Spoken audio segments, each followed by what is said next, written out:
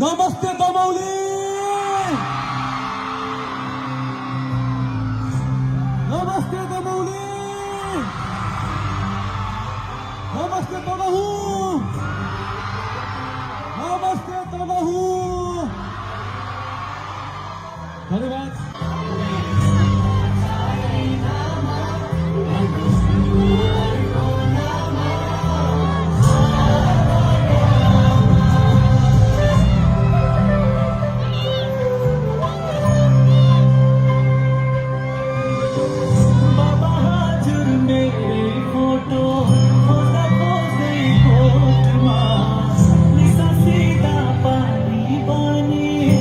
सबैको डर छैन एक्चुअली।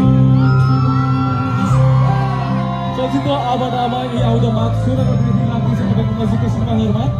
नेपालभरि विदेशमा पनि लाग्दैछ। सँगसँगै संसारभरि जहाँबाट तपाईँले माघ 16 गते यानि कि जनवरी 30 देखि तपाईँले चलचित्र आवादामा हेर्न सक्नुहुनेछ।